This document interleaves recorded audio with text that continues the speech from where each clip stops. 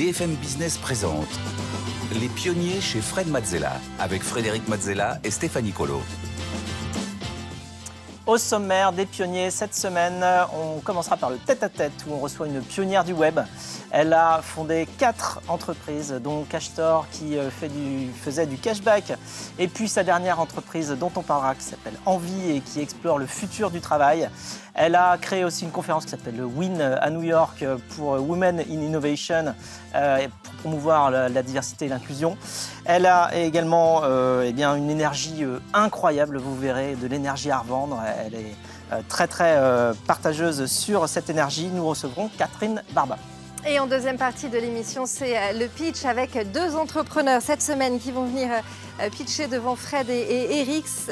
Amaury Cotin, le cofondateur de Spectral TMS, qui fait entrer la réalité augmentée dans l'industrie. Et Marine Tanguy, la fondatrice de l'agence artistique MT Art Agency. Et puis en dernière partie d'émission, Fred répondra à vos questions, celles que vous nous avez envoyées via la page des pionniers sur le site de BFM Business. Ce sera Fred vous répond. Et tout de suite, place au tête-à-tête avec Catherine Barba. Les pionniers chez Fred Mazzella, le tête-à-tête. Bienvenue dans le tête-à-tête. Aujourd'hui, je reçois Catherine Barba. Bonjour Catherine. Bonjour Fred. Alors, tu es une grande pionnière du web.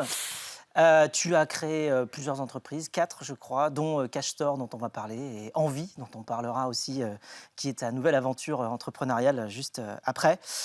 Tu as su repartir de zéro plusieurs fois en t'expatriant même jusqu'à New York pour te challenger. Ton énergie est assez légendaire, tu la partages autour de toi très généreusement. Alors tu connais le principe de l'émission, on va parcourir tout ce que tu as fait, on va essayer de trouver et de comprendre tes émotions, tes ressentis, aussi tes apprentissages sur le parcours, tout ce que tu as pu apprendre grâce à cette expérience-là, et en même temps en la créant. Et puis on aura quelques interventions de Stéphanie qui viendra nous présenter des étapes clés de ton parcours. Alors c'est parti, on commence par tout simplement le début. Alors tu es né en 73 à Rueil-Malmaison, Yes. Dans les Hauts-de-Seine. Et tout de suite, tu t'intéresses à l'informatique. On a retrouvé un de tes devoirs de CM2, du 5 mai 1983, qui dit « Bon devoir, 8,5 », c'était sur 10. C'est assez... Madame Lecointre ne m'aimait pas du tout, la maîtresse de CM2. Et donc, tu vois, c'était pas... Il n'y a pas de faute, 8,5, c'est un peu cher payé. C'est 8,5 sur 20 ? Non, sur 10. Sur mais 10. moi, j'aimais... c'est bien, 8,5 non, sur tu 10, trouves? c'est pas mal. D'accord, moi je trouvais que c'était cher payé. En France, on met jamais, tu fais 10 sur 10 ou 20 sur 20. Enfin, tu vois. Ouais. Et donc, dans ce devoir-là, tu dis, quand je serai grande, je voudrais créer une société d'informatique et la diriger. Et tu dis, c'est un domaine nouveau. Rendre les tâches qui se font à la main plus faciles. Donc, alors, tout est là. C'est dingo. CM2, c'est un peu tôt. Ça représentait quoi pour toi l'informatique à l'époque ? Ça me fascinait. Tu vois, j'avais oublié ce devoir. En fait, c'est mon papa qui a exhumé tous ces petites... ce rapport de la cave là, et je me suis dit, j'avais oublié, et en fait en me reprojetant au moment où j'avais écrit ça, je me souviens que ça me fascinait. J'imaginais des très grosses machines qui faisaient le travail des humains, et puis l'idée de... C'était très gros, t'imagines, en 83, dans la tête d'une petite fille de 10 ans, quoi. Et ce qui est marrant aussi, c'est, je disais, être son propre patron doit donner beaucoup de travail et rapporter beaucoup d'argent, quoi. Tu vois déjà à qui t'as affaire. C'est drôle. Je pense que ça me fascinait parce que c'était nouveau. Oui, il y avait aussi tout ce côté nouveauté. C'est d'ailleurs toujours nouveau. Enfin, c'est un secteur dans lequel tout le temps. Cette curiosité-là, elle ne m'a jamais quittée, je crois. Et alors, tu continues. Après avoir obtenu un bac S, tu rentres en prépa BL au lycée Sainte-Marie de Neuilly. En 93, tu vises Normal Sup, mais finalement, tu pars à l'ESCP, une école de commerce parisienne. Alors, tu voulais être philosophe ou entrepreneur ? Oui, j'ai raté. En fait, je rate Normal Sup. Mais tu voulais être philosophe ou tu voulais être... En fait, j'avais oublié, je pense. Mais il y a un lien entre les deux, tu vois. Il y a cette idée d'avoir prise sur le monde, mais il faut aussi le contempler pour bien le comprendre. Donc, finalement, les deux sont c'est assez lié. Et je rate Normal Sup et on me dit, non, c'est pas grave, tu peux aller échouer dans une école de commerce. Pour moi, c'était la fin, c'était l'échec absolu. Et j'étais vraiment triste. Et c'est comme ça que je suis arrivée à l'ESCP. Ouais. Ça arrive à d'autres, Voilà. Mais ça m'a sauvé la vie, en fait. J'ai fait de la recherche, j'ai fait de l'entrepreneuriat. Tu vois, finalement, Et je ne sais pas pour toi, mais moi, finalement, ça rejoignait bien qui j'étais, au fond. Je ne sais pas si j'aurais été un très bon prof de philo, mais j'étais faite pour me réaliser dans l'action, au fond. Donc, Mais il y a une forme de recherche, de toute manière, dans l'entrepreneuriat aussi, comme dans les lettres, comme dans les sciences, comme dans la recherche tout court. Donc, en fait, ça se rejoint hein, quelque part. Il y a de l'innovation derrière tout ça. t'explores quelque part, bien sûr. Donc, tu as choisi plutôt de transformer le monde plutôt que de le contempler, Voilà. n'est-ce pas? C'était plus aligné avec mon axe de vie, ou en tout cas avec l'énergie dont tu parlais tout à l'heure. Et je crois que j'ai réalisé que c'était comme ça que j'accomplissais qui j'étais, et puis que ça me procurait du plaisir, et puis que ça... Tu vois, quand tu le fais 4 fois de suite, il y a un moment, c'est que t'aimes ça quand même. Et en 95, tu découvres dans Télérama, Très Saine Lecture, un concours organisé par le syndicat de la presse Ouais. sur le thème « L'arrivée d'Internet et son impact dans les médias ». Tu décides d'en faire même ton mémoire de fin d'études et puis tu remportes le premier prix du concours. Qu'est-ce qu'il racontait ton mémoire? Tu disais quoi dedans, tu t'en souviens? Alors d'ailleurs, le prof de l'ESCP qui avait été mon directeur de mémoire l'a gardé. Il m'a dit, il faudrait que je vous le remontre. Je pense que c'était l'histoire d'une disruption, quoi, qui disait tout va changer, c'est la révolution qui arrive, la façon de consommer les médias, mais peut-être de travailler, peut-être de vivre va changer avec Internet. T'étais allé jusqu'où? C'était de l'automatisation pure ou t'étais allé jusqu'à l'intelligence artificielle? Ah bah au moins, forcément. J'avais pris ma petite boule de cristal. Les bitcoins, t'avais déjà tout vu. En tout cas, j'aime bien écrire, donc je ne sais plus si le contenu était flamboyant, mais en tout cas, je sais que j'avais beaucoup bossé. J'avais interrogé les 3 pelés, 4 tondus qui étaient à l'époque acteurs du numérique. Tu sais, il y avait moins de 100 000 internautes en France, donc c'était vraiment très confidentiel. Cette espèce de e-chose à peine naissante venait juste d'arriver et c'était le tout début. Et j'avais fait plein d'interviews et je m'étais dit, mais c'est ça que je veux faire, quoi. Je veux travailler là-dedans. Je ne sais pas où ça mène, mais ça me plaît. Et donc, tu obtiens ton diplôme, tu commences ta vie professionnelle dans le groupe Omnicom. Et tu es directement co-directrice de la branche Internet et publicité en ligne. C'est dingue. Ça fait quoi d'être directrice comme ça d'une... En fait, tu ne te rends pas très bien compte. 23 ans. Tu n'as aucune idée de ce que fait cette entreprise.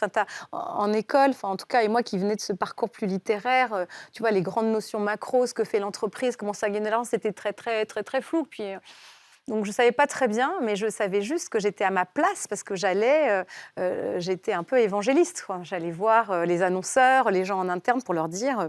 Les gars, le monde change, il y avait la presse, la télé, l'affichage, la radio. Transférer des budgets de quelque part la publicité traditionnelle sur des formats print ou voilà, en disant même tester, audiovisuel, mais vers en ligne. C'est ça. Et alors à l'époque, on achetait au coup pour 1000, au CPM, c'est le truc. Tu as l'impression d'avoir vécu dans des temps immémoriaux. Et tu disais, ceci est un rectangle. Ah, on peut cliquer dessus. Oh, c'est une bannière. Enfin, tu avais vraiment l'impression d'apporter la bonne C'est-à-dire parole. que vous avez défini le vocabulaire au fur et à mesure. Mais oui, il y avait tout un tas. Il y avait l'IAB, l'Internet Advertising Bureau, qui se créait, avec des gens qui venaient des États-Unis, qui avaient l'air de détenir ce savoir parce qu'ils avaient 6 mois d'avance. Mais toi, tu avais passé un peu de temps aux États-Unis. Oui, c'est comme ça en fait que j'avais fait un stage juste avant ma fin d'études. Et j'avais commencé à découvrir. Il y avait AOL qui existait, Amazon. Bon, tu vois, en 6 mois, tu n'apprends pas grand-chose, mais c'était déjà... Je suis rentrée en France, j'étais au CP sur le sujet Internet quand tout le monde était encore au jardin d'enfants. Donc, je savais. Et ce que j'ai appris, en fait, de cette époque, et qui m'a toujours accompagnée, c'est que tu peux devenir expert d'un sujet dès lors que tu travailles beaucoup, évidemment, inlassablement. Mais tu peux t'approprier un sujet dès lors que tu le creuses.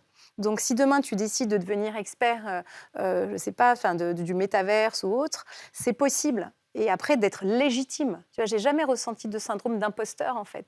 Parce que les sujets, je les connais. Parce que tu bosses et que tu vas chercher l'information. Ben ouais, je les connais. Et donc, j'ai découvert qu'on m'avait propulsé là, expert Internet. Et en fait, je me suis dit, ben oui, je le suis parce que je travaille beaucoup. Et donc, j'ai toujours continué à travailler beaucoup, quoi. Alors, en 2000, tu es invité par des clients, pas n'importe lesquels, Marc Simoncini et Thierry de Passemard, qui ont créé e-France et te proposent de devenir, tout simplement, après le déjeuner, de prendre la direction générale, de devenir directrice générale de e-France. Ouais. Tu t'y attendais? Mais non, pas du tout. En fait, on achetait des campagnes de pub donc tu campagnes pour Sony sur le site e-France. Et donc, la personne chez qui t'as acheté t'invite, te fait un cadeau.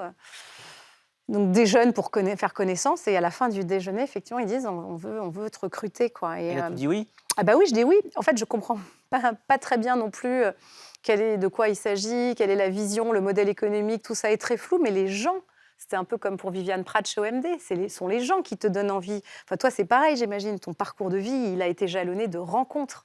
Et moi, c'est ça, et je me suis dit, waouh, je ne sais pas ce que font ces gars-là, mais j'ai tellement envie de travailler avec eux. Donc, je suis rentrée et j'ai démissionné en disant, je suis désolée, Viviane, je crois qu'il y a une nouvelle... Viviane, c'était ta boss. Viviane Pratt, Elle c'était voulait la pas que tu patronne. partes. Non, elle a voulu rencontrer Marc et Thierry en se disant, mais je ne te laisse pas partir n'importe où. C'était tellement mignon, en fait. Donc, tu es partie chez iFrance. Tu passes 3 ans chez iFrance et puis ensuite, tu crées ta première boîte, Cash Store. Mais oui, parce que c'est vrai que quand tu es au contact d'entrepreneurs, il n'y a pas de meilleure école pour entreprendre, pour avoir envie. Et moi, je les ai vus faire pendant des années, leur liberté de ton, la façon d'avoir une idée que tu exécutes tout de suite. Et je me suis dit, je veux faire pareil. Quand je serai grande, je veux faire comme Marc Simoncini et Thierry de Passemare. Donc, c'est l'histoire Cash Store, Stéphanie. Effectivement, et cette nouvelle aventure Cash Store, elle commence pendant votre congé maternité. En fait, vous faites beaucoup de veille à ce moment-là. Et dans le e-commerce naissant de l'époque, vous repérez un système qui fonctionne très bien aux États-Unis, le cashback. Le principe, c'est de permettre aux internautes de récupérer de l'argent sur leurs achats en ligne. Si l'idée paraît commune aujourd'hui, ce business, il est très peu développé en France à cette époque. Et donc, sur ce principe, vous créez Cash Store en 2004, vous totalisez 500 000 utilisateurs, 1200 sites de vente en ligne partenaires. Et puis progressivement, vous allez faire évoluer ce modèle vers un guide d'achat, des conseils pratiques, des avis consommateurs et évidemment du cashback toujours au cœur de ce business. Merci pour la cure de jouvence. C'est Alors, top. Tu as tout de suite trouvé un modèle, une équation qui marchait ou ça a été Mais non, compliqué? c'était ça le problème. Parce que tu avais quand même pris quelque chose qui normalement marchait, mais tu n'avais pas donné la recette? C'est ça, c'est-à-dire que je trouvais que pour le consommateur, il y avait une bonne idée, la proposition de valeur était bonne. J'achète et je reçois de l'argent, si tu veux, c'est plutôt bien. Pour le commerçant, je lui apportais un flux de visiteurs formidable. Et moi, en fait, la commission d'apport d'affaires, au lieu de la garder pour moi, je la partageais avec l'acheteur. Donc ça me faisait à chaque fois une toute petite partie de la vente. Et donc, pour que ça commence à couvrir mes charges, c'est un gros business de volume. Ça, je n'avais pas compris.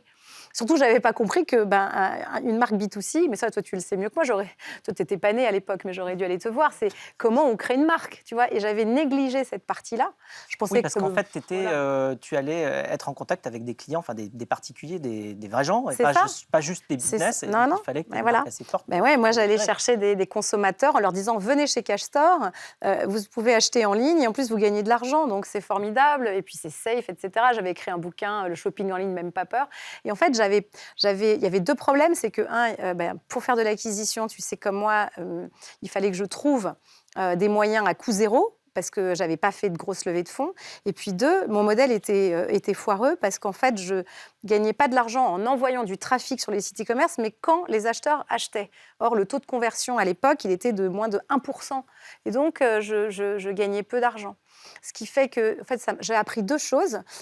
J'ai appris qu'il fallait être très ingénieux pour faire de l'acquisition de trafic à coût zéro. Donc, je suis devenue la reine des RP, puisque je n'avais pas d'argent pour aller faire de l'acquise. Eh bien, on avait fait une enquête auprès de tous les e-commerçants avec l'enquête Noël tous les ans. On avait ramené le Cyber Monday en France en faisant une grosse soirée avec plein de sponsors. En fait, j'avais trouvé des moyens de sortir, tu vois, du lot pour qu'on parle de nous. Et c'est comme ça que, sans pub, on a réussi à acquérir 1,5 million d'utilisateurs. Donc ça, c'était une force que j'ai eue. Original en communication. Exactement. À la fois sur les canaux et sur le contenu. Après, j'ai appris qu'il fallait mes dépens, qu'il fallait quand même un modèle plus simple. C'était très compliqué, ce parcours client. Et puis qu'en fait, il fallait que je trouve un moyen avec moins de volume pour pouvoir assez vite aller chercher de la croissance dans mon chiffre d'affaires, quoi.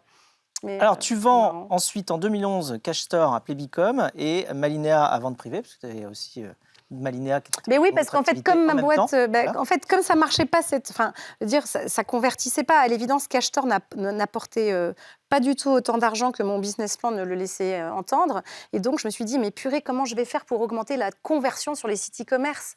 Et dans une nuit d'angoisse, je me suis dit, je vais créer une agence. Je suis Malinéa, pour augmenter la conversion. J'étais dans un espace de coworking rue Martel et je suis allée voir un des gars qui était là et je l'ai supplié de me confier une mission en disant, je vais t'améliorer, c'est à Britel, je vais t'améliorer ton taux de conversion. J'ai une super méthode, tu vas voir. C'est la nécessité, ça rend ingénieux. Et puis tu l'as appliqué. Je l'ai appliqué, ça a marché. Il m'a recommandé un client, puis un autre, puis un autre. Donc ça, ça a fait ma deuxième boîte, Malinéa, qui faisait du conseil en optimisation de site e-commerce, en amélioration de taux de conversion, et puis après en fabrication de sites, quoi. Alors, tu as donc revendu tout ça, tu es libre et tu décides de faire une pause et de voyager. Tu pars aux États-Unis, à New York. Et en 2015, ton mari et toi, vous décidez de vous installer là-bas avec ta fille. Et alors, à quoi ça ressemble ton American Dream là-bas? C'était déjà être à New York. Ça, c'est marrant, tu sais. C'était à l'époque dont tu as parlé tout à l'heure, quoi. J'avais nourri cette envie de retourner un jour à New York. C'était vraiment c'était mon rêve. Et donc, je l'ai réalisé. J'ai embarqué mon mari, qui venait de vendre sa boîte à ce moment-là. Notre fille, qui était encore toute petite, qui rentrait en 6e. Et ma vie à New York, c'était, je me suis dit, je vais regarder Extraordinaire New York. C'est le temple du commerce. Je vais essayer de comprendre les ressorts d'une boîte de retail qui se réinvente plus vite qu'une autre. Et donc, je suis allée interviewer le patron de Best Buy, de Target, de Walmart. C'est très facile, tu sais, aux États-Unis, d'entrer en contact avec des dirigeants. Oui, ils ont cette culture du partage assez facile. Ouais. On peut aller les voir et puis échanger beaucoup. Alors, tu as une fenêtre de tir très courte, tu as 5 minutes, Ouais. mais néanmoins, j'ai découvert qu'en 5 minutes, tu pouvais mettre beaucoup de densité. Et donc, j'ai appris et j'ai rencontré les gens des RH, les gens de l'innovation, rencontré plein de startups. Et en fait, tout ce savoir, je le rapatriais en France régulièrement pour le partager avec des entreprises du retail en disant, voilà, c'est les bonnes pratiques. Je faisais des conférences, j'aime bien être sur scène. Et donc, c'était un peu mon dream job. Je me nourrissais, c'est un peu mon petit MBA à moi, que je partageais ensuite en France. Et c'est comme ça que Renaud m'a appelé en disant, vous avez l'air de connaître un peu le digital, la transformation, etc. Oui. Ça nous intéresse pour le T'as board. rejoint le board de Renault. Ouais. Voilà, et c'était à cette faveur-là. Et alors, c'est en même temps, donc aux États-Unis, que tu fondes, d'ailleurs, toujours dans la série conférence, le Win Forum, qui promeut la diversité et l'inclusion dans le monde professionnel, justement. Qu'est-ce que tu voulais changer à ce moment-là? Ouais, parce qu'en fait, il y a 2 fils conducteurs dans mon histoire. Il y a tout ce qui est autour de l'innovation, la transformation des modèles économiques, le digital dans tout. Et puis, il y a aussi promouvoir un peu plus d'égalité, d'égalité, les femmes qui entreprennent, les femmes dans la tech, les femmes leaders. Non que j'ai souffert d'une quelconque manière dans mon parcours d'être une femme, mais je voyais bien qu'autour de moi... Il n'y en a pas beaucoup. Il n'y en avait pas beaucoup. Et donc, en arrivant à New York, je me suis dit, c'est marrant, il y a plein de choses sur la diversité, mais en verticale. Tu vois, les femmes dans la finance, les femmes dans les médias. Et j'ai voulu faire un événement transversal et qui marchait super bien. On a fait pendant 5 ans, il y avait 1000 participants. C'était dingue. Et j'ai fait venir sur scène plein de femmes et d'hommes très connus. Alors, tu es devenue, justement, par toutes ces actions-là, un rôle modèle. Et donc, tu es ensuite aussi devenu business angel, donc c'est toujours dans l'accompagnement, la transmission aussi de ce que tu connais et puis le soutien. Tu as même été jury dans Qui veut être mon associé. J'en connais d'autres. Oui, il y en a d'autres, on est plusieurs. Et donc, c'est quoi tes critères d'investissement quand tu choisis justement des sociétés que tu vas... Eh bien, il y en a 3. Cette thèse d'investissement par laquelle j'ai quand même pas mal perdu d'argent, parce que c'est difficile de bien investir. Oui. Mais donc, j'ai investi plutôt sur des projets portés par des équipes mixtes ou des femmes.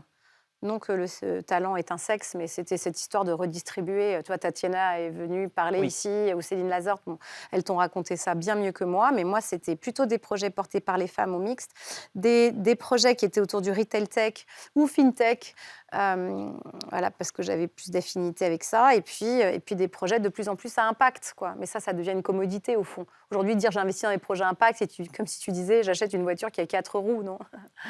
Donc, c'est plutôt comme ça. Et c'est pour ça que j'étais au bord de Céline Lazorte, que je suis chez Ada Tech School, Chloé Hermary, chez Maud une partie de tes investissements, Caillot.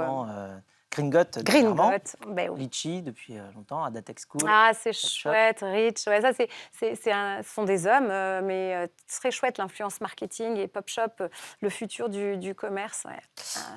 Et donc, tu es désormais vraiment revenu en France et l'année dernière, tu t'es lancée justement dans une nouvelle aventure entrepreneuriale, Stéphanie. Et cette nouvelle aventure, c'est Envie, une école dédiée aux indépendants déjà installés ou en devenir.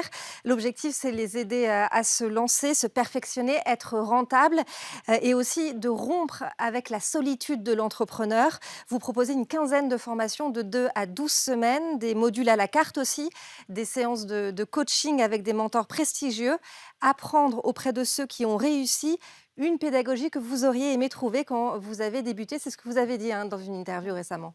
Mais c'est génial de s'entendre. On peut refaire ça souvent parce que moi j'adore en fait, tu sais. Ah oui, ça te Tu donne un prends du miroir un petit peu de recul, ce que mais tu fais. Bah oui, tu dis ah oui ça me plaît en fait. construis. Oui ça me plaît. Mais alors, du coup, tu dis Merci. qu'Envie, c'est la boîte de ta vie. Ah ouais. Vraiment. Bah, tu vois, Qu'est-ce je que tu renoue as avec ressenti de ça finalement mes premières amours. Moi qui voulais être prof de philo, maîtresse, ça y est, là, ça y est, j'y suis. Je suis maîtresse d'indépendant. J'ai, Toute l'adrénaline du démarrage, mais aussi de la ouais. nouveauté.